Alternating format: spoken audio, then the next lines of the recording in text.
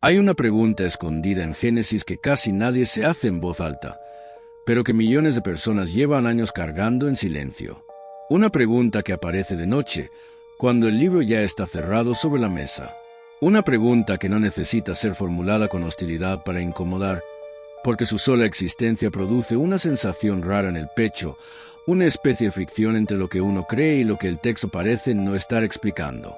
La pregunta es esta: si al principio solo existían Adán, Eva, Caín y Abel, ¿de dónde salió la mujer con la que Caín se casó?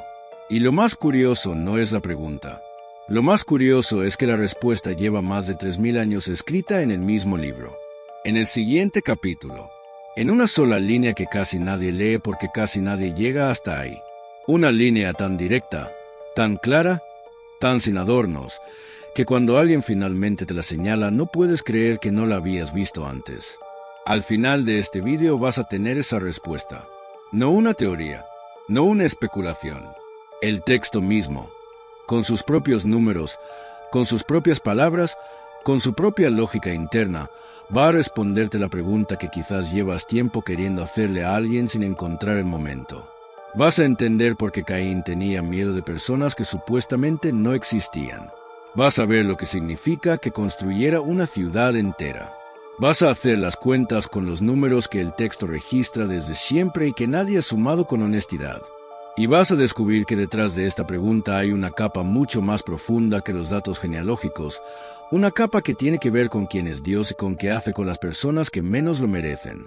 Pero antes de llegar ahí necesitas ver algo. Algo que está en la escena misma del asesinato. Un detalle que los lectores llevan siglos pasando por alto porque todos están mirando el crimen y nadie está escuchando lo que Caín dice justo después. Imagínate la escena. El sol cae directo, sin sombra. El campo huele a tierra húmeda y a algo más que Caín no va a poder sacarse de la memoria nunca. Sus manos todavía tiemblan.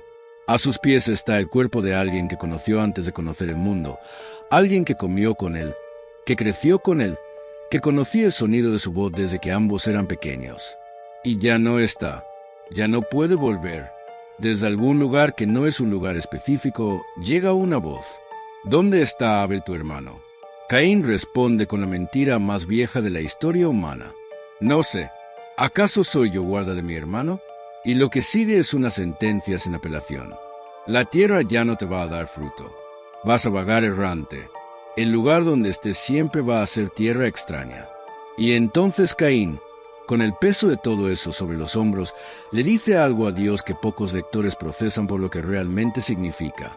Dice: cualquiera que me hallare me matará. Detente ahí, lee eso despacio. Cualquiera que me hallare me matará. Cualquiera, quien sea, gente indeterminada, personas anónimas, una amenaza real, concreta, numerosa. Caín tiene miedo de ser encontrado. Tiene miedo de ser asesinado por alguien, por personas que existen, que están lo suficientemente cerca como para hallarlo, lo suficientemente reales como para ser un peligro verdadero. Pero si en ese momento solo existían 4 personas en el mundo, y una estaba muerta y las otras 2 eran sus propios padres, ¿de quién estaba hablando? ¿A quién le temía? ¿Quiénes eran esos que podían encontrarlo?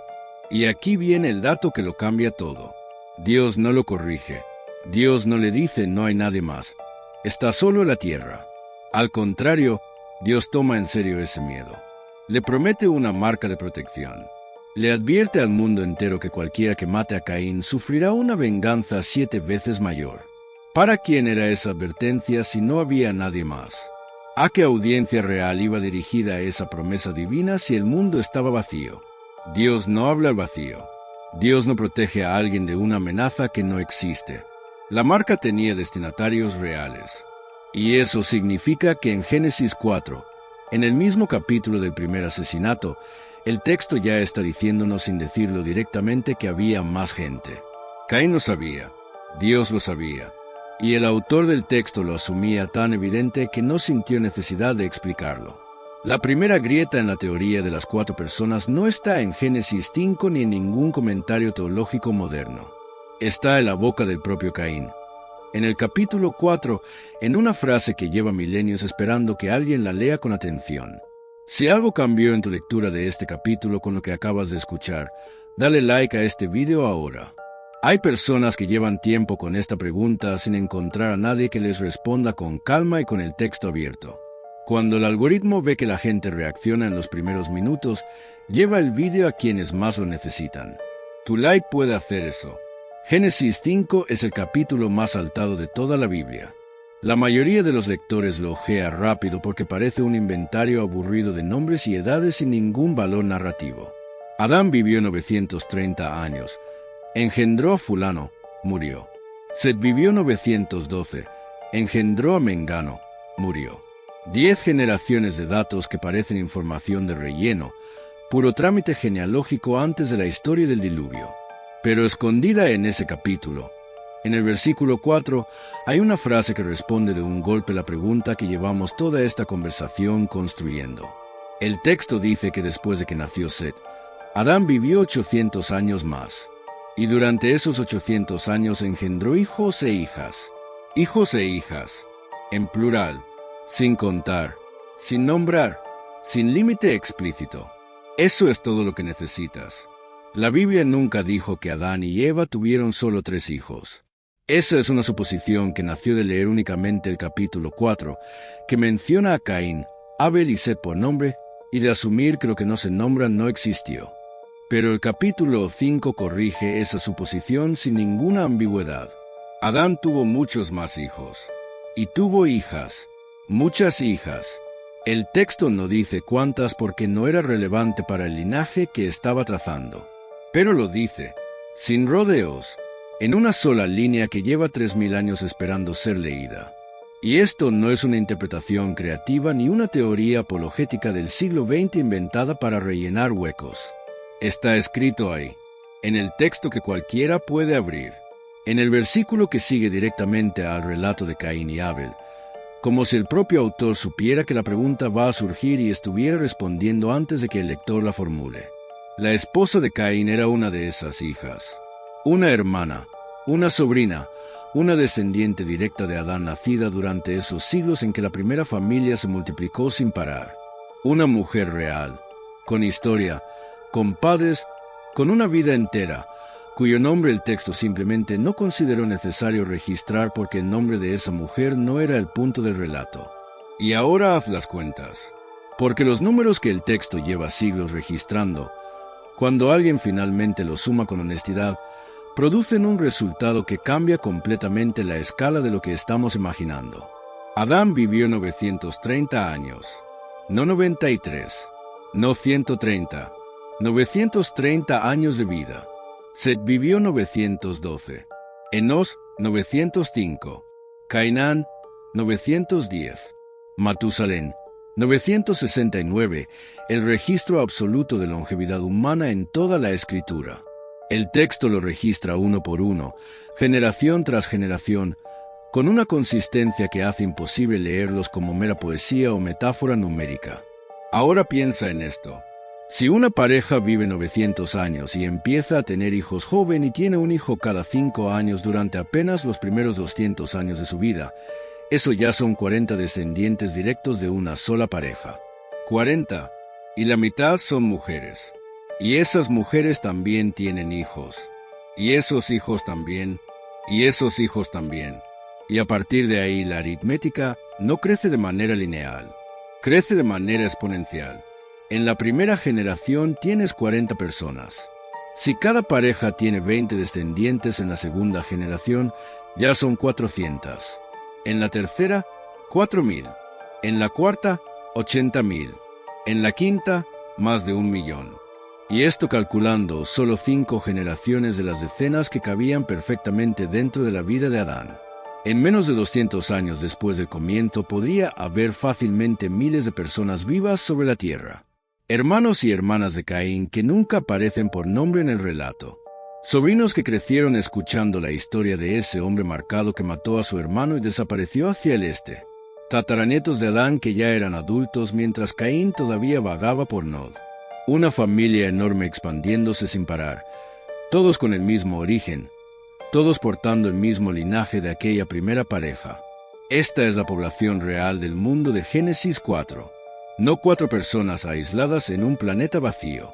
Miles de seres humanos, todos descendientes de Adán, llenando la tierra generación tras generación mientras Caín cargaba su marca en la frente. Y aquí llegamos a la parte que a casi todos incomoda, y la voy a nombrar directamente porque evitarla sería poco honesto. Si la esposa de Caín fue una hermana, o una sobrina, o una prima cercana, eso es matrimonio entre parientes. Y eso en el año 2026 es algo que la biología rechaza y la ley prohíbe. La incomodidad es completamente válida. No la estoy descartando. Pero esa incomodidad revela un error de lectura muy específico. El error de traer el código moral y legal del presente a un texto que describe una época en la que ese código no existía todavía. Imagínate esta escena. Estás en una clase universitaria. El aire acondicionado zumba suavemente. El profesor mira al grupo y lanza la pregunta con la calma de quien cree que ya sabe la respuesta. Si Adán y Eva fueron los primeros humanos y solo tuvieron 3 hijos varones, ¿con quién se casó Caín? Silencio. Algunos estudiantes se miran. Nadie responde. La clase sigue y varias personas salen con una sensación de que algo no cuadra, de que hay un hueco en el texto que no saben cómo llenar. Pero lo que esa pregunta está asumiendo sin decirlo es que las leyes contra el matrimonio entre parientes siempre existieron. Y eso es históricamente incorrecto. Las prohibiciones del incesto en la Biblia no llegaron con Adán, llegaron con Moisés. En el libro de Levítico, capítulo 18. Y Moisés vivió aproximadamente 2500 años después de Adán. Ese es el mismo abismo de tiempo que separa hoy a Jesucristo de nosotros. Juzgar a Caín con Levítico 18 es como juzgar a un médico del año 1000 porque no usaba antibióticos. Las reglas no existían. El conocimiento no existía. El contexto biológico que las hace necesarias tampoco existía todavía, porque los estudios creacionistas del texto señalan que las mutaciones genéticas que hacen peligroso el matrimonio entre parientes se acumularon con las generaciones, especialmente después del diluvio. En aquellas primeras centurias el genoma humano estaba prácticamente intacto. Abraham, siglos después de Caín, se casó con su media hermana Sara y el texto no presenta a Dios condenándolo por eso. Las prohibiciones llegan más tarde porque más tarde es exactamente cuando se vuelven biológica y socialmente necesarias. Aplicar el presente al pasado no es rigor intelectual, es anacronismo, y el anacronismo invalida el argumento sin importar con qué seguridad se pronuncie. Si esto que estás escuchando te está abriendo algo, escribe en los comentarios la palabra Génesis, para que sepas dónde encontrar esta respuesta la próxima vez que alguien te haga la pregunta. Y para que el video llegue a personas que en este momento están buscando exactamente esto sin saber cómo formularlo. Pero el argumento más sólido todavía no lo hemos visto, porque hay un detalle en Génesis 4 que hace completamente imposible la lectura de 4 personas solas en el mundo. Un detalle que está ahí, a plena vista, en uno de los versículos más conocidos del capítulo, y que casi nadie detiene a procesar por lo que realmente implica. Después del exilio, después de la maldición y la marca, el texto dice que Caín conoció a su mujer, que ella dio a luz a Enoc, y que entonces Caín construyó una ciudad. Le puso el nombre de su hijo. Una ciudad entera. Detente. Una ciudad. ¿Quién construye una ciudad para 3 personas? Nadie. Porque una ciudad no es una cabaña. No es un campamento familiar. No es una casa grande con jardín. Una ciudad es una estructura social que requiere población, división del trabajo, organización, intercambio de recursos, normas comunes. Una ciudad con 3 habitantes no es una ciudad. Es una palabra que el texto no usaría si no describiera algo real. Para que Caín construyera una ciudad, tenía que haber gente suficiente para habitarla. Tenía que haber personas con oficios distintos, con necesidades distintas, con razones para vivir juntas en un mismo espacio organizado. Y todas esas personas venían del mismo lugar, de la misma pareja original, de los hilos de descendencia que el capítulo 5 registra con esa frase que casi nadie lee. Engendró hijos e hijas. Y el texto sigue, porque pocos versículos después, en el mismo capítulo 4, nos da una imagen de la civilización que ya existía en esa generación que hace todavía más evidente que no estamos hablando de una familia de 3 personas. Los descendientes de Caín no son figuras aisladas sobreviviendo en el desierto. Son fundadores de oficios enteros. Jubal fue padre de todos los que tocan arpa y flauta.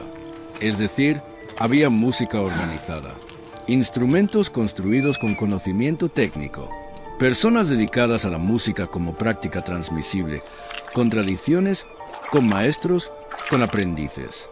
Una cultura artística lo suficientemente desarrollada como para que alguien sea reconocido como el fundador de toda una línea. Tubal Caín forjaba toda clase de obras de bronce y de hierro, metalurgia, hornos, conocimiento de aleaciones, comercio de metales, una cadena completa de personas que extraen, transportan, procesan y distribuyen. La metalurgia no se inventa para uso de una familia de 3. Se desarrolla cuando hay una sociedad que la necesita y una población que puede sostenerla. Jabal fue padre de los que habitan en tiendas y crían ganado. Pastoreo organizado, rutas de comercio entre comunidades, división entre nómadas y sedentarios. Una estructura social que solo tiene sentido cuando hay suficientes personas para que existan esas diferencias de rol. ¿Cómo nace la música organizada en un grupo de 3 personas? No nace. ¿Cómo se desarrolla la metalurgia para una sola tribu diminuta? No se desarrolla. ¿Cómo funciona el comercio de ganado entre 3 individuos? No funciona. Lo que el texto está describiendo, sin necesidad de explicarlo porque el autor lo asume evidente, es una civilización. Una sociedad con arte y tecnología y comercio y división del trabajo. Una sociedad que solo puede existir si hay miles de personas sustentándola. Y todas esas personas venían de Adán. Y hay un último error en la pregunta que casi nadie ha cuestionado. La pregunta clásica es de dónde salió la esposa de Caín. Pero la pregunta que debería hacerse es ¿cuándo? ¿Cuándo se casó Caín con su esposa? Porque el texto nunca dice que Caín mató a Abel un día y al siguiente encontró mujer. Eso es una película que nuestra imaginación construyó porque estamos acostumbrados a narrativas donde todo encadena sin pausa. Pero la Biblia comprime. La Biblia salta siglos en una frase. Cuando el versículo 16 dice que Caín se fue a Nod y el versículo 17 dice que conoció a su mujer, entre esos 2 versículos pueden haber pasado 100 años. 200.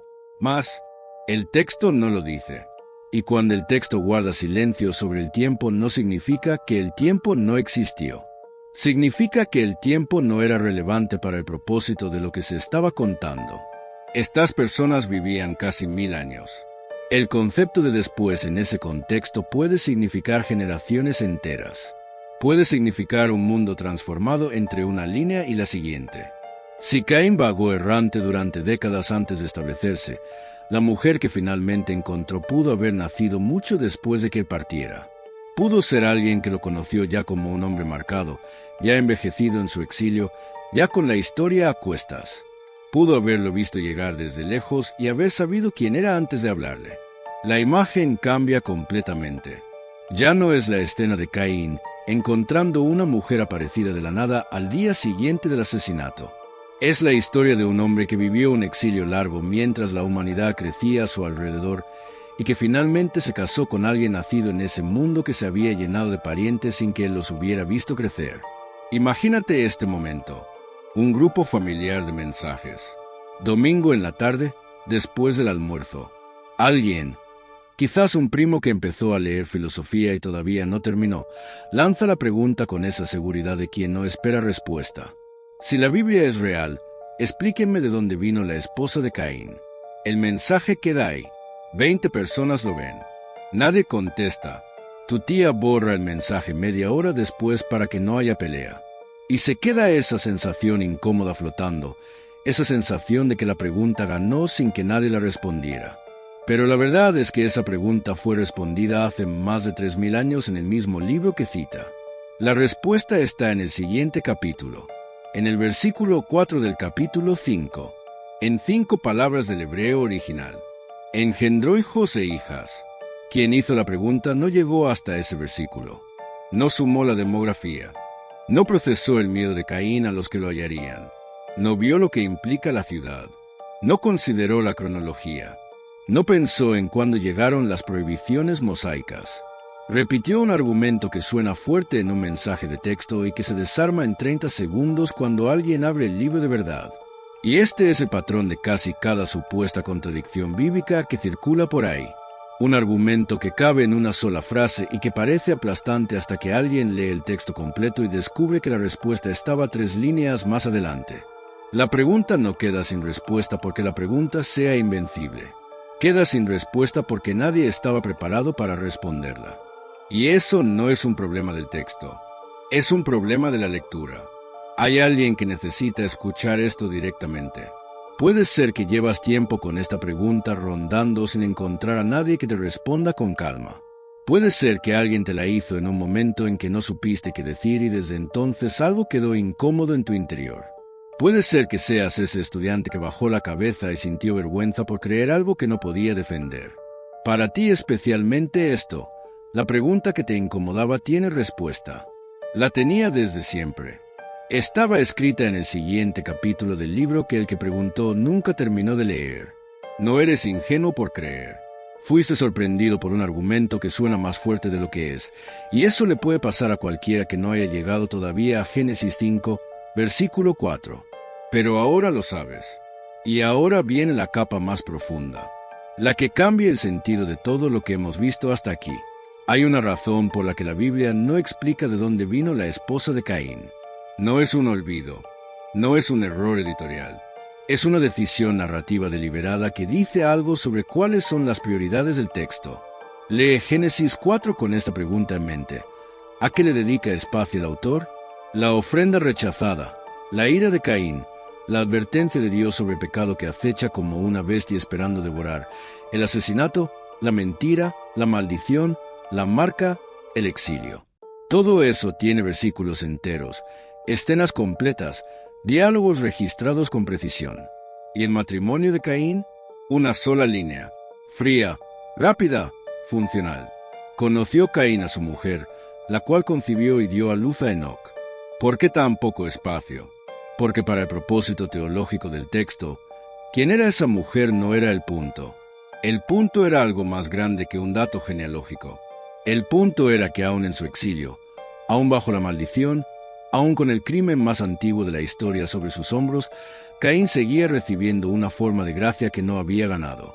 Tuvo esposa, tuvo hijo, construyó una ciudad, tuvo nietos y bisnietos que desarrollaron música, metalurgia y ganadería. La maldición no fue su aniquilación. Fue una consecuencia dolorosa sobre alguien al que Dios seguía sosteniendo. ¿Te das cuenta de lo que eso significa?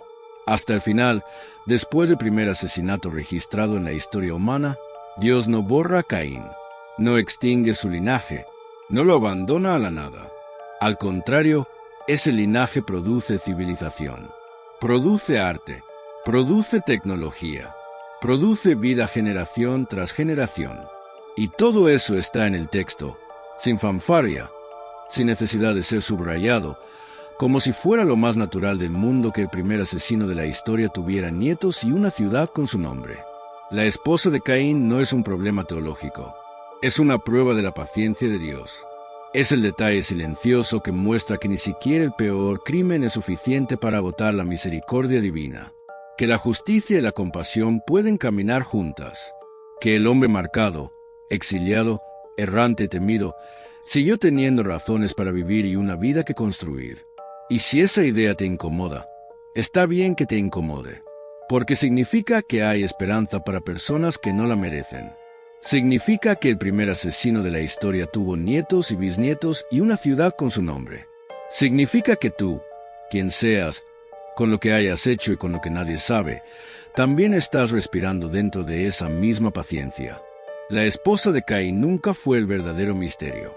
El verdadero misterio siempre fue porque Dios le permitió tenerla. Porque Dios escribe en su libro el linaje de un asesino sin borrarlo. ¿Por qué Dios sigue sosteniendo, hoy mismo, a personas que no lo merecen?